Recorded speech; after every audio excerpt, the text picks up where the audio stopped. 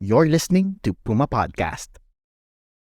Hi, this is Puma Podcast, and you're listening to Teka Teka News.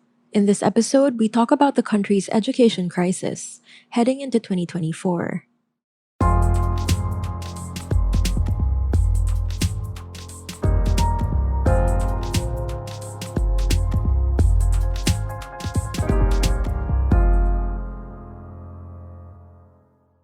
This is the Basic Education Report 2023. The lack of school infrastructure and resources to support the ideal teaching process is the most pressing issue pounding the Philippine basic education. That's Vice President and Education Secretary Sara Duterte delivering her first ever basic education report at the beginning of 2023. Filipino learners are not academically proficient. Oftentimes, Filipino learners experience emotional abuse and exhaustion.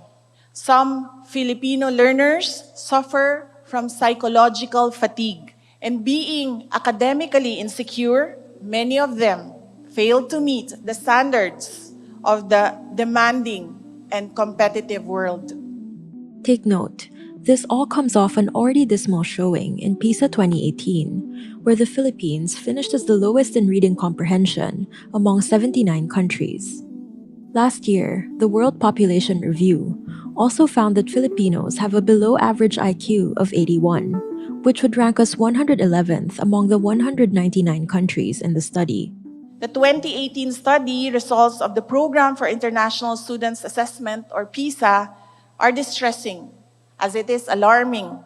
The study results showed 81% of participating Filipino learners could not deal with basic math problems.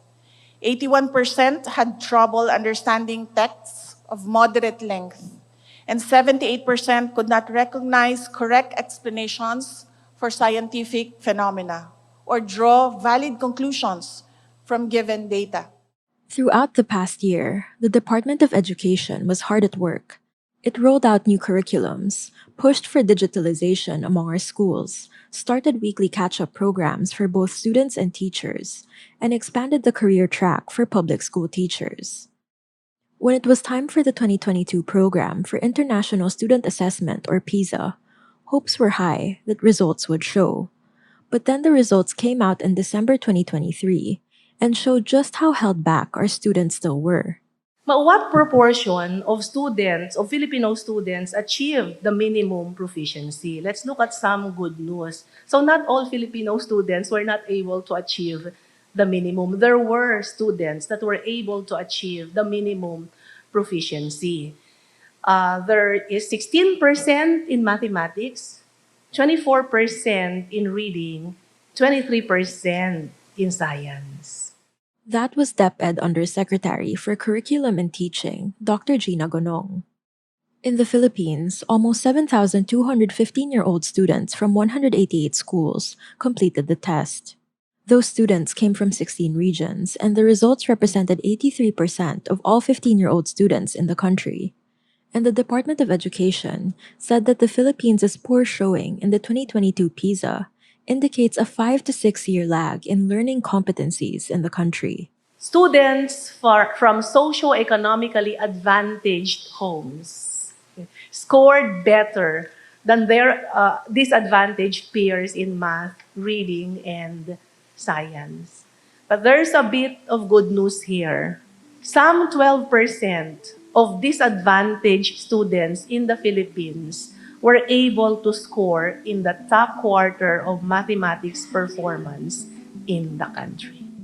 In the Philippines, 16% of students attained at least level 2 proficiency in mathematics, significantly less than on average across OECD countries, where the average was 69%. Almost no students in the Philippines were top performers in mathematics, while almost no students scored at level 5 or higher in reading. We're pausing for a quick break now. When we return, let's look past the test scores for a moment.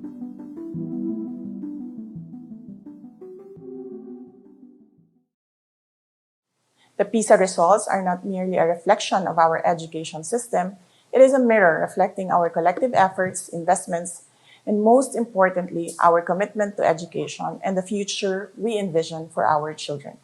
As such, this is a call to action. Again, that's Vice President and Education Secretary Sara Duterte. Here's something many people don't know. Under the Constitution, we are mandated to give education the largest budget. That doesn't just mean infrastructure like schools and classrooms. It also means social support that directly targets students. But after the 2022 PISA, which again came out in December of 2023, the DepEd also found that around 12% of students come to school hungry, and that's a problem. Students in the Philippines reported varying experiences with remote learning, but they generally reported a more positive experience with learning at home in comparison to the OECD countries on average. That's a bit of good news. Yan ulit si DepEd Secretary Gina Gonong. There are other factors that affect our students that don't necessarily affect their grades directly, but they matter all the same. Of course, the pandemic played a major part. Let's look at students' sense of belonging at school and satisfaction with life. Compared to 2018, students' sense of belonging at school declined in the Philippines. Similar to many countries and economies, student satisfaction with life declined in the Philippines, and 70% reported that they were not satisfied with their lives. Isa pang halimbawa, 43% of girls reported they were being bullied regularly. That's a big number. And it's not even just bullies that make them feel unsafe. It's also the immediate environments around schools. The index of feeling safe at school was relatively low in the Philippines compared to the OECD countries on average. And the feeling of being unsafe was more common among girls than boys. For each unit increase in the index of feeling safe at school, there was a 9-point increase in students' performance in mathematics after accounting for socioeconomic profiles of both students and schools. So it's absolutely an issue of poverty and health too. And environment matters, as Department of Health Undersecretary Maria Rosario Vergeres says. Kailangan po natin maintindihan na ang IQ po is affected or formed by a play of multiple factors. Unang-una po dyan, syempre yung nutrition ng bata habang lumalaki.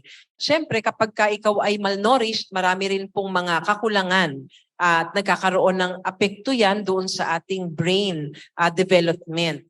As part of the department's Matatag curriculum, Education Secretary Sara Duterte says they have implemented national reading and math and science programs and other learning activities. As such, this is a call to action, a call to our collective responsibility as a nation. The Department of Education has started to take significant strides forward to address the issues on learning among Filipino children. We have introduced the Matatag curriculum, implemented the national reading, math, and science programs, initiated the Catch-up Fridays for learners and teachers, expanded the teacher career progression, pushed for transparent educational programs and practices, and started digitalization among our schools. But we still need your support. But perhaps one thing we're missing is that our students are still only a few years removed from a global pandemic. We've seen how that's affected our collective psyche and mental health, whether you're an adult worker or still in school. Let's listen to Justine Ragas, Executive Director of the Philippine Business for Education. So the issue of bullying and the issue of our kids feeling alone, and I think that was a function of, because this test was done prior to the face-to-face classes, we really also need an honest-to-goodness kind of debriefing or helping our kids make sense of the last 3 years.